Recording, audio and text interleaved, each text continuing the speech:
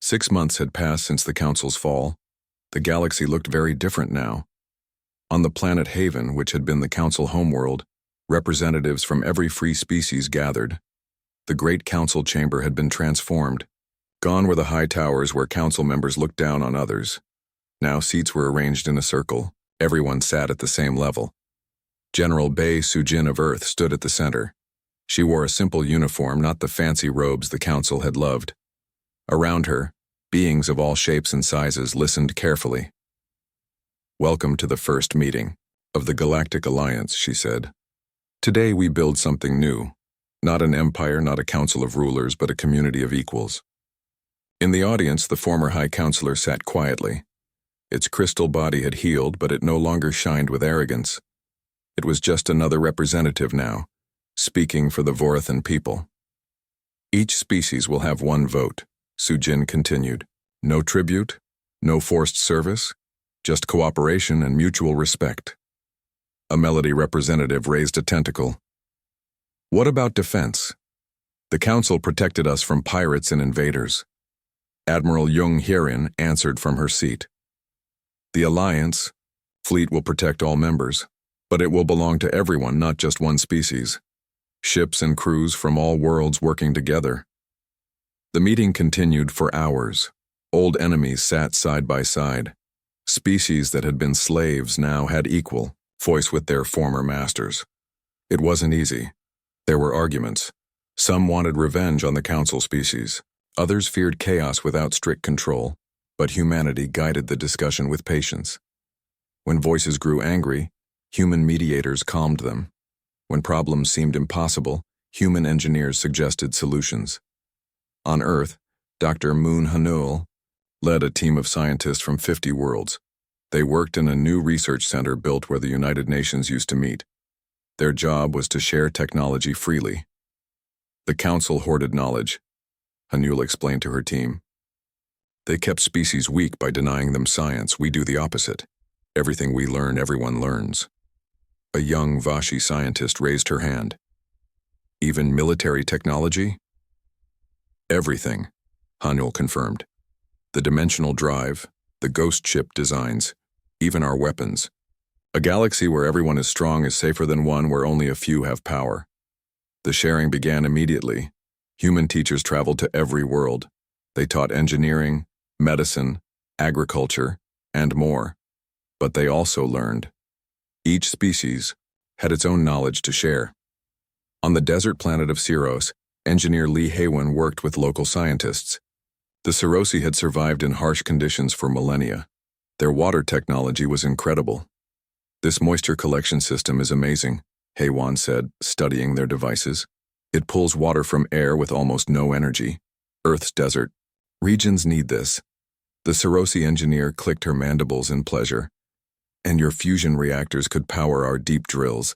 We could reach water tables we've never touched." This scene repeated across the galaxy. Technology flowed freely. Problems that had plagued worlds for centuries found solutions. Hunger decreased, disease retreated, hope grew. But not everything was smooth. On the former prison world of Kalos, trials were held. Council members who had committed crimes faced justice. Captain Song Jae-hyun served as a security advisor to the courts. "We must be fair," he told the judges. "Not vengeful, the goal is justice, not revenge." Some council members had done terrible things. They faced punishment, but many had simply followed orders, trapped in a system they couldn't change. These received lighter sentences, usually community service helping rebuild damaged worlds. The former High Counselor stood trial too. Evidence showed it had ordered the enslavement of 12 species, but it also showed something else. The system was older than any living council member. They had inherited it and never questioned it. "I was wrong," the High Counselor said at its trial. Its crystal form pulsed with blue, the color of genuine regret. "I believe the old ways were the only ways. The humans showed us a better path. I accept whatever punishment you decide." The court sentenced it to 20 years of service, teaching young Vorathans about the dangers of tyranny and the value of freedom. Meanwhile, The galaxy's economy transformed. Kim Soyan led the economic transition team. The Council's tribute system had drained wealth from poor worlds to rich ones. Now trade flowed freely. No more forced tributes, she announced at an economic summit. Each world trades what it chooses. Fair prices. Open markets. Everyone benefits. The change was dramatic. Worlds that had been poor for millennia suddenly prospered. They had resources and skills but had been forced to give everything to the Council. Now they could develop their own economies. On Earth, President Han met with Commander Park Myon. They watched news feeds from across the galaxy, celebrations on newly free worlds, former enemies working together, children of different species playing in mixed schools. "We did something incredible," the president said. "But the real work is just beginning." Myon nodded. "The Council ruled through fear for 10 million years. Building trust will take time, but we've made a good start." A year after the Council's fall, the galaxy held its first free elections. Every sapient being could vote for their local representatives. Those representatives would form the new Galactic Senate. The campaigns were interesting. Some candidates ran on platforms of isolation. Each species should mind its own business. Others wanted rapid integration. All borders should disappear. Most fell somewhere in between. Humans didn't run for office. "This is their galaxy," Ambassador Kang explained. "We helped them win freedom. Now they must decide what to do with it." When the votes were counted, the results surprised everyone. The winners were mostly moderates who wanted cooperation without losing cultural identity. Former slaves and former masters both won seats. The first Galactic Senate looked truly representative. On Haven, the new Senate building rose where the Council's palace had stood. It was built by workers from every member world. Humans provided the design, a transparent structure with no hidden rooms, no secret passages. Everything would be visible to all. The first Senate president was elected. Vara, a former slave, from the Melody people. She had spent 50 years working in Council factories before humanity's liberation. Now she would lead the free galaxy. "We gather not as rulers and subjects," she said in her inaugural address, "but as neighbors and friends. The age of empire is over. The age of alliance begins now." Watching from Earth, the team that had planned humanity's response gathered one last time. Admiral Jung, Commander Park, Dr. Na, and all the others who had prepared Earth's counterstrike. "Think, we succeeded?" Dr. Na asked. Commander Park smiled. "Look at them. Free people choosing their own path. Former enemies becoming friends. I'd say we succeeded beyond our wildest dreams." "What's next for us?" someone asked. "We keep our promise," Park replied. "We help when asked. We stand ready, if needed. But mostly we let them build their own future." As the years passed, the galaxy flourished. Wars became rare. Trade increased. Science advanced. Species that had never met became partners. The Galactic Alliance grew stronger, not through force but through mutual benefit. And humans? They became known not as conquerors, but as liberators. Not as rulers, but as friends. The species that refused to kneel had taught the galaxy to stand, tall. Sometimes young beings would ask their elders about the old days, about the Council and the tribute system. The elders would tell them about the humans, the newcomers who changed everything, the ones who said no to tyranny and yes to freedom.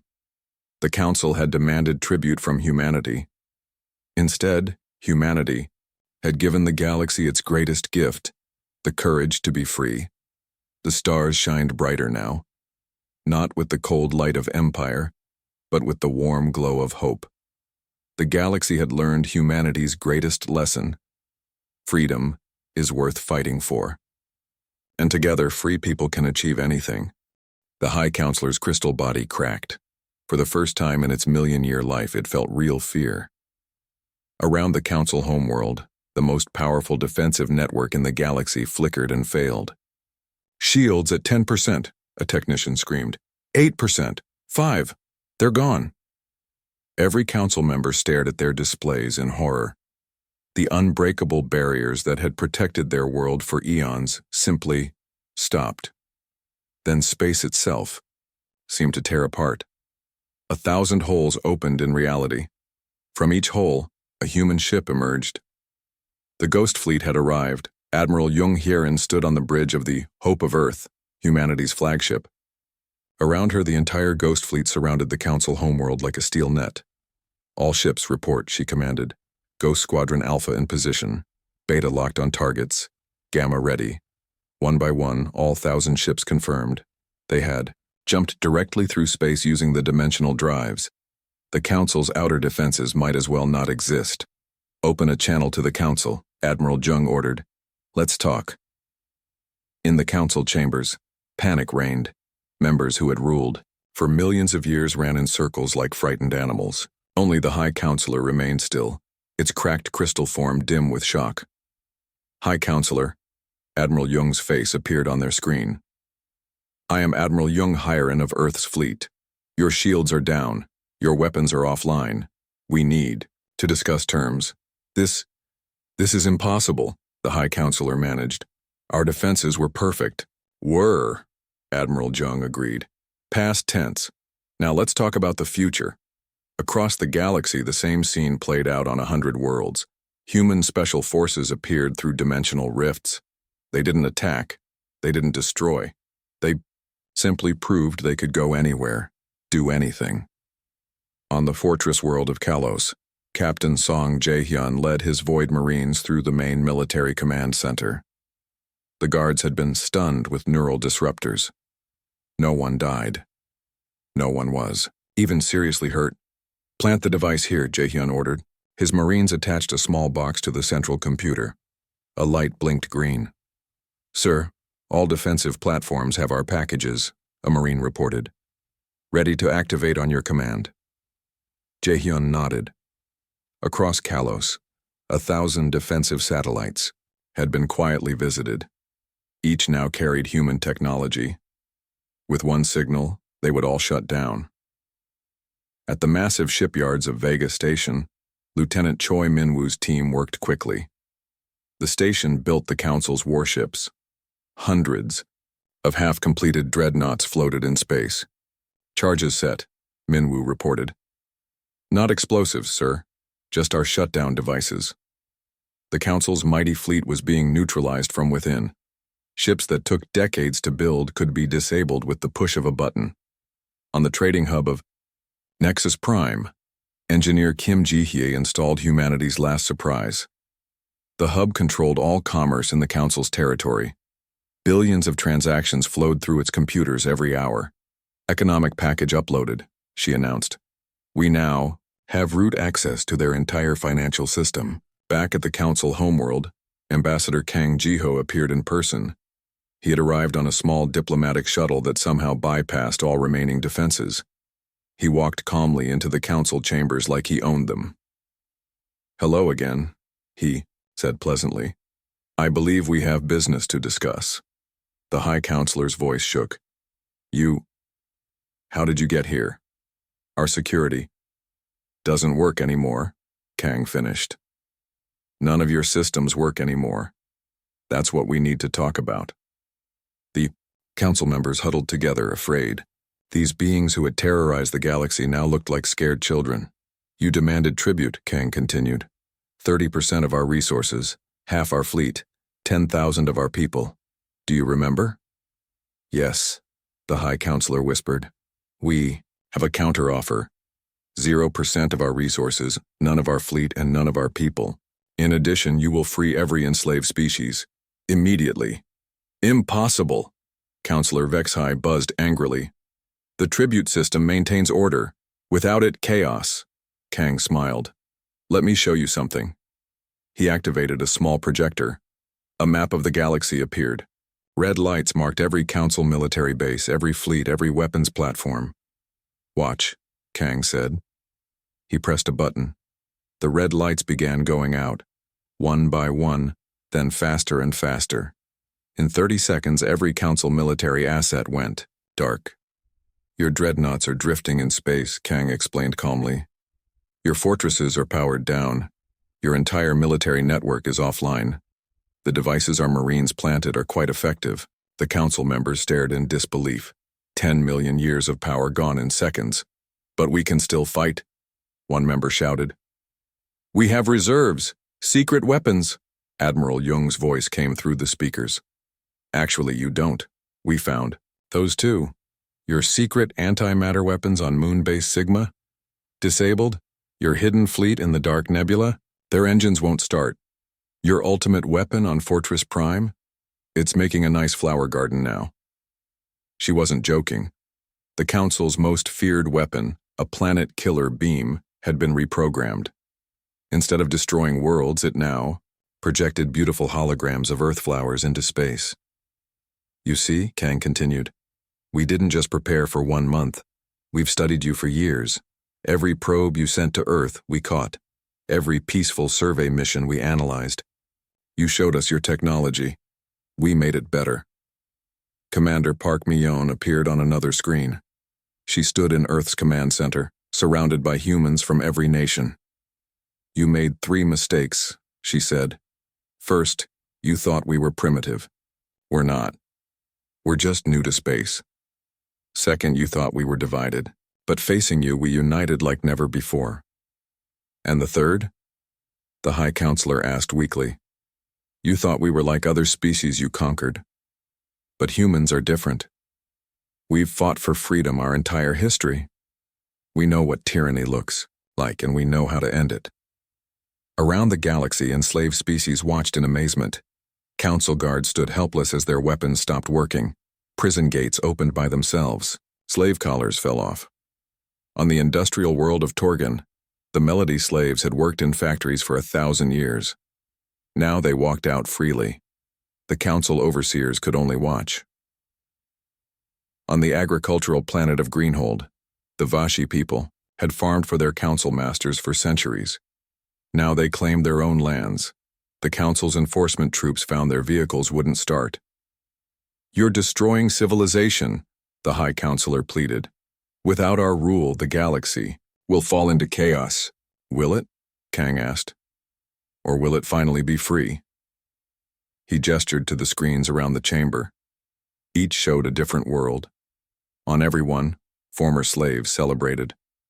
Different species helped each other. Council members fled their palaces as free citizens took control. Look at them, Kang said. They're not falling into chaos. They're organizing. They're cooperating. They're building something new, something better than your empire of fear. Admiral Jung added, our ships are stationed at every major world, not to conquer, but to keep peace during the transition. Any species that wants our help can have it. Any that wants us to leave, will leave. But what about us? Counselor, Zara asked, what happens to the council? That's up to the galaxy, Kang replied. There will be trials, justice for millions of years of oppression. But we're not here for revenge, we're here for freedom. He turned to leave, then stopped. Oh, one more thing. That tribute you demanded? We've decided to give you something after all. The council members looked hopeful for a moment. We give you a chance, Kang said. A chance to be part of the new galaxy, equal members, not rulers. It's more than you gave anyone else.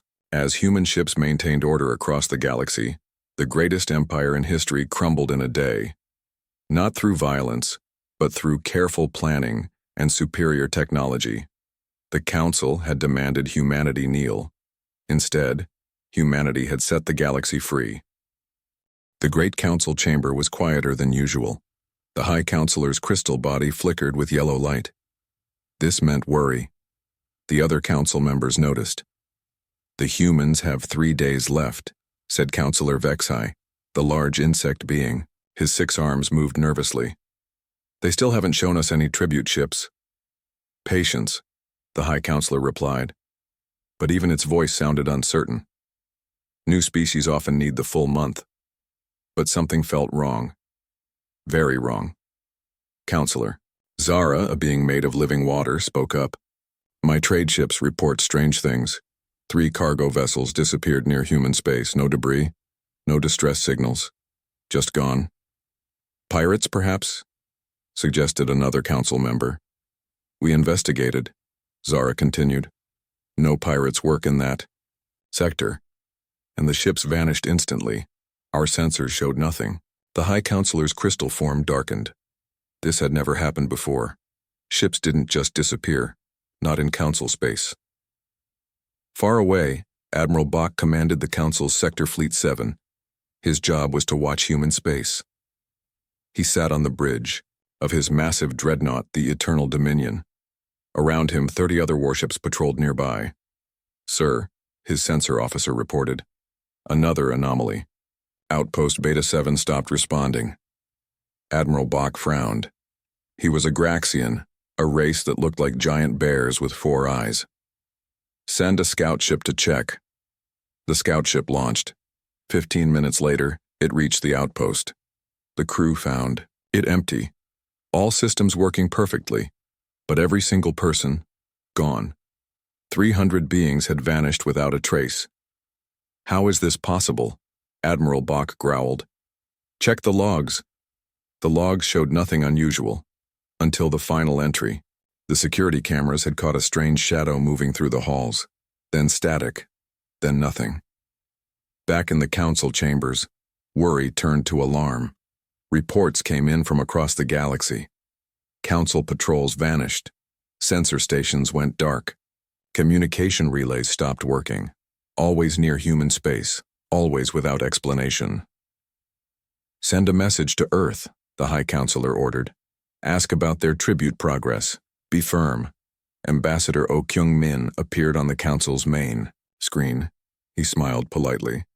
Honored Council members, Earth is nearly ready. We ask for just a little more time.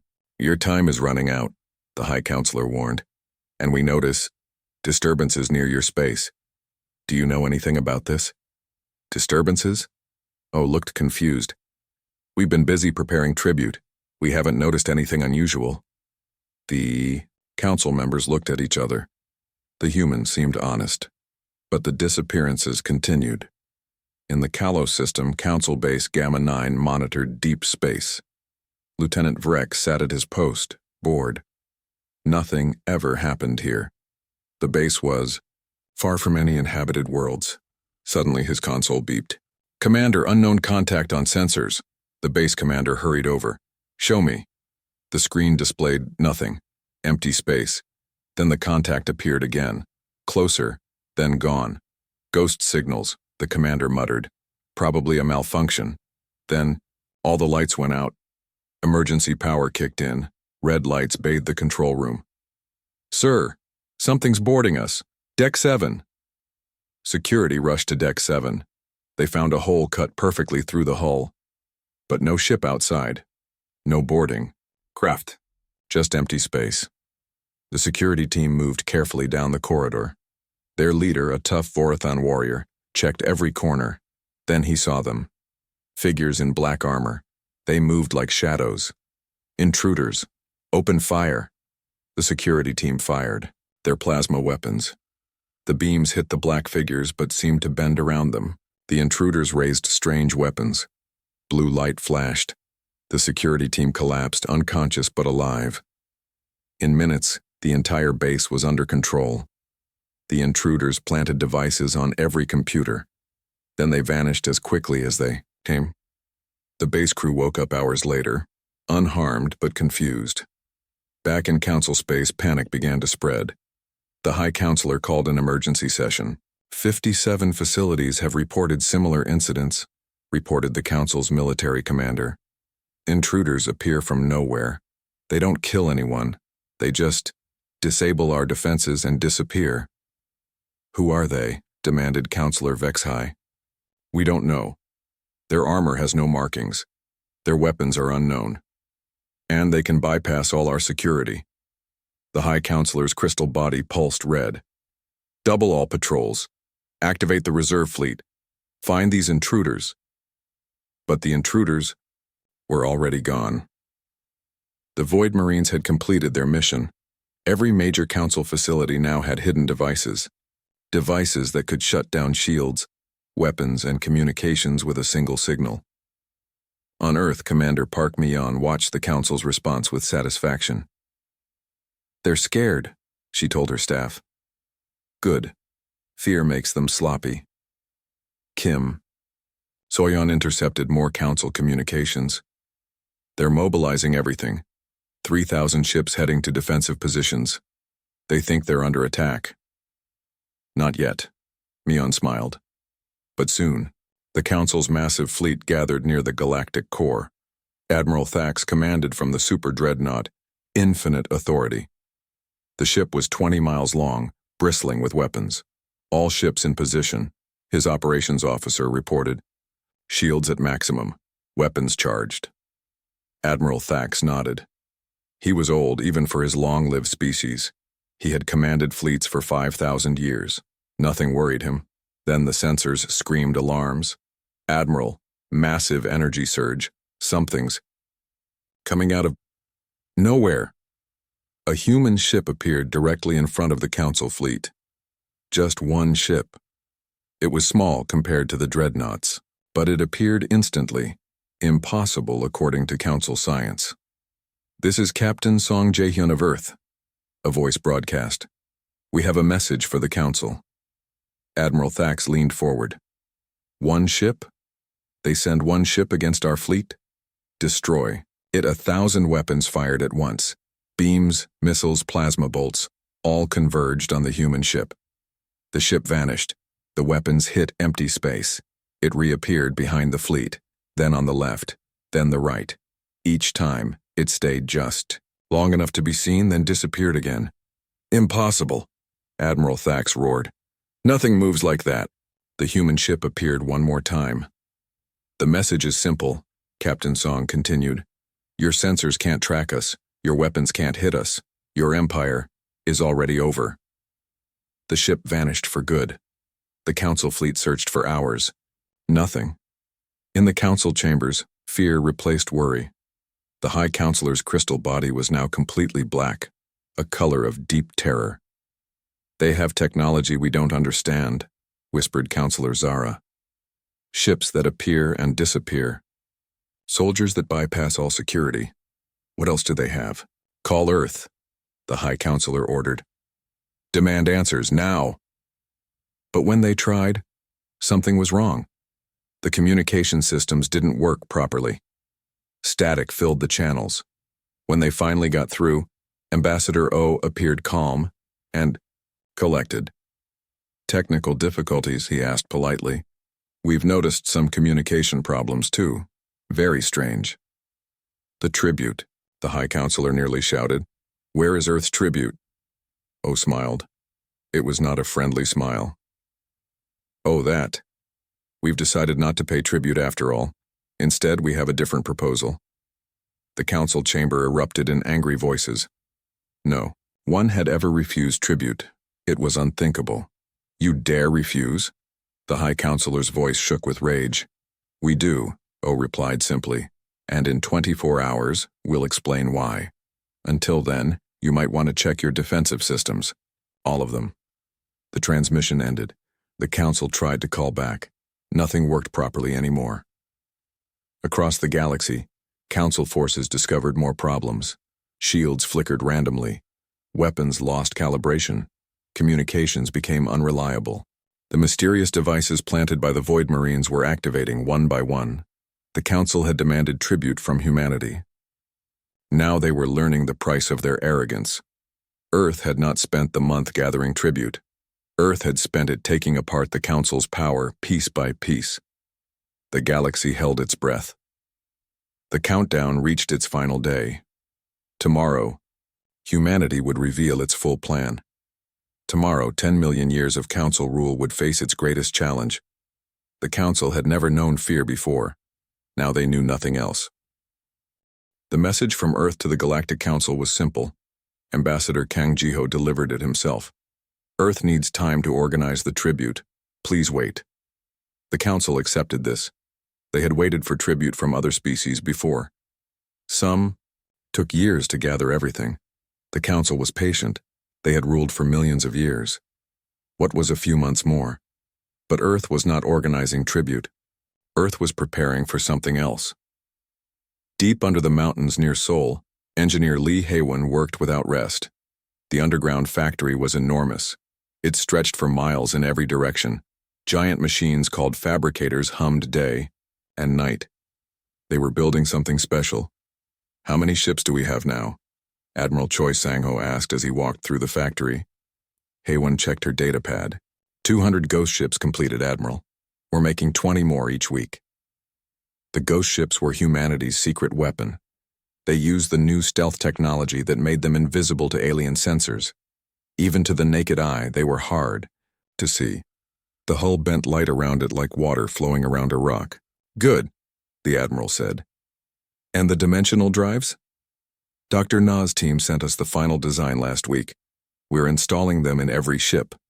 Admiral Choi nodded. He was an old soldier with gray hair and tired eyes, but those eyes now held hope. "The Council expects tribute ships. Instead, we're building a fleet they can't see or catch." On the moon, another secret base was busy. Captain Song Jae-hyun led a special unit called the Void Marines. They trained in low gravity, learning to fight in space. Their armor was black as night with tiny computers inside. The armor made them stronger, faster, and let them survive in space without a ship. "Remember," Jae-hyun told his soldiers, "we're not just fighters. We're shadows. We appear where the enemy doesn't expect us. We strike fast and disappear." The Marines practiced boarding enemy ships. They learned to hack alien computers. They studied alien weak points. Every Council species had been scanned and analyzed. Humans knew where to hit them. Back on Earth, scientist Najin finally succeeded. Her dimensional shift drive worked perfectly. She stood in her lab watching a small drone disappear and reappear instantly 20 feet away. "We did it!" her assistant Park Min-ho shouted. "Instant movement through space." June smiled but stayed focused. "Now we need to make it bigger, ship-sized, and we need to make 1,000 of them." 1,000? "But Dr. Na, that would take years." "We have 3 weeks," June said simply. "So we better get started." In cyber warfare centers around the world, Earth's best computer experts worked together. Kim Soyeon led the team in Seoul. Her job was to hack into the Council's communication network. "Their system is old," she explained to her team. "Very advanced, but old. It has patterns, weaknesses. We can use these." Her fingers flew across the keyboard. Line after line of code appeared on her screen. Slowly, carefully, she built a program that could listen to Council messages without being detected. "Got it," she said suddenly. "We're in. We can hear everything they say to each other." The room erupted in quiet celebration. Now Earth could spy on the Council. They would know every move before it happened. In Jakarta, another team worked on weapons. Dr. Ahmad Rahman had studied alien shield technology. The Council's ships had energy shields that stopped most weapons. But Rahman found a way through. "The shields pulse," he explained to his team. "Very fast, but there's a pattern. If we time our shots exactly right, we can hit them between pulses." His team built new weapons that fired in precise patterns. They called them phase cannons. Each shot was timed to hit when the shields were weakest. Commander Park Min-ho visited each facility. She watched the ghost ships being built. She saw the Marines training. She checked on the new weapons and drives. Everything was coming together. "Status report," President Han requested during a secure video call. "We're on schedule, Mr. President," Min-ho replied. "In 2 weeks, we'll have 500 ghost ships with dimensional drives, 1,000 Void Marines ready for deployment, and weapons that can pierce Council shields." "And the Council? Do they suspect anything?" "No, sir. They're being patient. They think we're gathering tribute like good little subjects." The President's face was serious. "This is the biggest risk in human history, Commander. If we fail—" "We won't fail," Min-ho interrupted. "Because we can't afford to. This is about more than Earth. It's about every species under Council control." She was right. Kim Soyeon's team had discovered something terrible. The Council didn't just take tribute. They controlled species completely. Any planet that couldn't pay had its population taken as slaves. Entire civilizations worked in council factories or served as soldiers in their armies. We found records, Soyan reported. 47 species have been enslaved in the last 1,000,000 years. The council calls it protective custody. They work them until they die. This news spread through Earth's leadership. It made everyone more determined. Humanity would not join the slave species. Humanity would fight. Captain Yun Taiyang received new orders. His Mars training base expanded. Now he trained 3,000. Marines instead of 300. They came from every nation on Earth, the best soldiers humanity had. You are not just fighting for Earth, he told them. You fight for freedom itself. The Council has ruled through fear for too long. We will show them something new. We will show them courage. As the weeks passed, Earth stayed quiet. The Council sent a few messages asking about the tribute progress. Earth always replied the same way. We're working on it, please be patient. But in space around Earth, things were very different. The Ghost Fleet grew larger each day. Hidden. Bases on the Moon and Mars buzzed with activity. Weapons were tested on asteroids far from Council sensors. 1 week before the deadline, Admiral Choi held a final meeting. All of Earth's military leaders attended, either in person or by secure video. Ladies and gentlemen, he began, we have 600 ghost ships, 3,000 void marines, dimensional drives on every vessel, phase cannons that can break their shields, and complete access to their communication network. He paused, looking around the room. The Galactic Council expects tribute. Instead, they'll get revolution. Are we ready? Yes, sir, came the united response. Commander Mion stood up. The Council has ruled the galaxy through fear for 10,000,000 years. They've never faced a species that said no. They've never fought. Humans. She activated a hologram showing the galaxy. Red dots marked every Council base, every fleet, every weakness humanity had found. In 1 week, we change history. Not just human history, galactic history. The age of tribute ends. The age of freedom begins. As the meeting ended, Dr. Na looked at her dimensional drive prototype. It hummed quietly, ready to change space travel forever. Captain Yoon checked his armor one more time. Kim Soyeon monitored. Council communications watching for any sign they suspected Earth's plan. The galaxy thought Earth was preparing tribute. The galaxy was wrong. Earth was preparing for war. A war to free everyone. The countdown continued. 7 days until humanity shocked the galaxy. 7 days until the Council learned what happens when you demand tribute from humans. They wanted ships. They would get warships. They wanted resources. They would get weapons. They wanted people. They would get warriors. Earth was ready. The galaxy would never be the same. The grand chamber of the Galactic Council was bigger than any stadium on Earth. Tall pillars made of crystal reached up to a ceiling that showed the stars.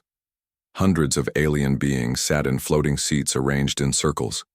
Each circle was higher than the last, like steps going up to the sky. Ambassador Kang Jiho stood in the center of it all. He was the first human to ever stand in this ancient place. His dark suit looked plain next to the colorful aliens around him. Some had scales that shined like jewels. Others had tentacles that moved like water. A few were made of pure energy that sparkled and danced. The High Counselor sat at the very top.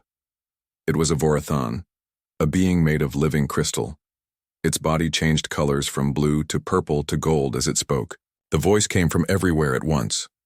Human Ambassador Kang Jiho, the High Counselor said, you stand before the Galactic Council. For 10,000,000 years we have kept peace in the galaxy. Every species that joins us must pay tribute. This is our law. Jiho nodded but said nothing. He had studied the Council for months. He knew their history. They called it peace, but really it was control. Weaker species had to give them ships, resources, and even people. In return, the Council promised protection. Protection from whom? From the Council itself, if anyone refused to pay.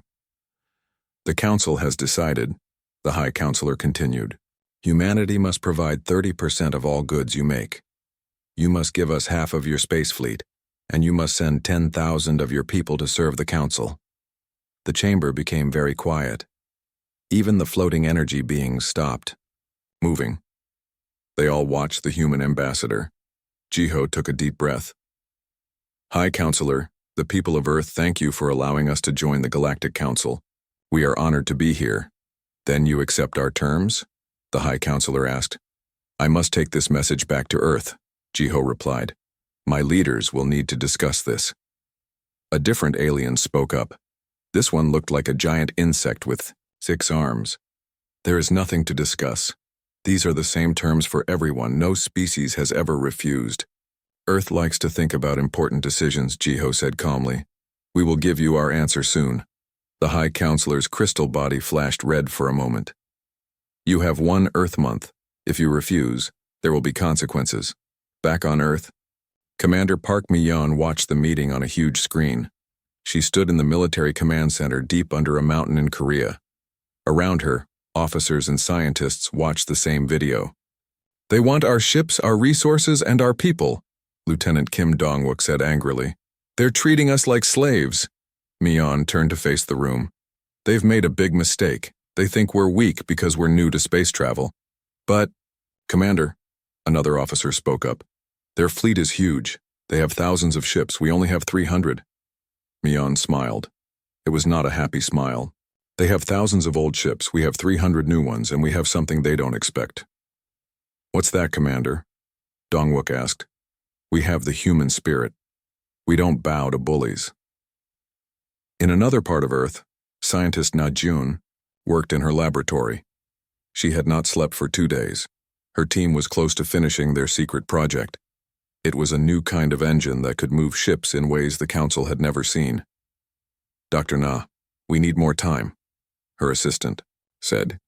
The dimensional shift drive isn't stable yet. June looked at the complex machine in front of her, wires and tubes connected to a glowing sphere in the center. We don't have more time. The Council gave us 1 month. We need to be ready. She thought about what the Council demanded. 10,000 humans to serve them. What did that really mean? Would they become workers, soldiers, or something worse? On Mars, Captain Yoon Taeyang trained Earth's best soldiers. They wore new armor that made them stronger and faster. The armor had technology copied from alien probes that had visited Earth. Listen up, Taeyang shouted to his troops. The Galactic Council thinks we're just another weak species to control. They're wrong. We've fought for freedom on Earth for thousands of years. Now we'll fight for it in space too. The soldiers cheered. They had all volunteered for this mission. Each one knew the danger, but they also knew what was at stake. Back in the command center, Commander Mi-yeon held a meeting with Earth's leaders. President Han Seo-jun appeared on the screen from Seoul. Prime Minister Chen Wei joined from Beijing. Other leaders connected from around the world. The Council's demands are unacceptable, President Han said. We cannot give them our people, but their fleet is powerful, warned General Singh from New Delhi. If we refuse, they might attack. Mi-yeon stepped forward. I have a different plan. We don't refuse. We prepare. Prepare for what? Asked Prime Minister Chen. To change the game, Mi-yeon replied. The Council has ruled for millions of years. They've never faced a species like us. Humans don't give up. We don't surrender. We find another way. She pressed a button, and a new image appeared on the screen. It showed a map of the galaxy with red dots marking important locations. These are the Council's weak points, she explained. They're communication hubs, they're supply lines, they're defensive stations. They think their system is perfect, but every system has flaws. You're suggesting we fight them? President Han asked, surprised. I'm suggesting we give them a choice, Mi-yeon said. They can have the old way where strong species control weak ones, or they can have a new way where all species are equal. The leaders discussed for hours. Finally, they agreed. Earth would not pay tribute. Instead, Earth would prepare for something bigger. As the meeting ended, Mi-yeon looked out the window. She could see the stars in the night sky. Somewhere out there, the Galactic Council waited for Earth's answer. They want 30% of what we make, she said quietly to Lieutenant Dong-wook. They want half our fleet. They want our people. What will we give them, Commander? Dongwook asked. Mian's eyes were hard as steel. We'll give them a surprise. They'll never forget. The galaxy is about to learn what humans are made of. The countdown began. 1 month to change the galaxy forever. 1 month to show the Council that humanity would not kneel. 1 month to prepare for the biggest moment. In human history, the Galactic Council had demanded tribute. They had no idea what they had really asked for.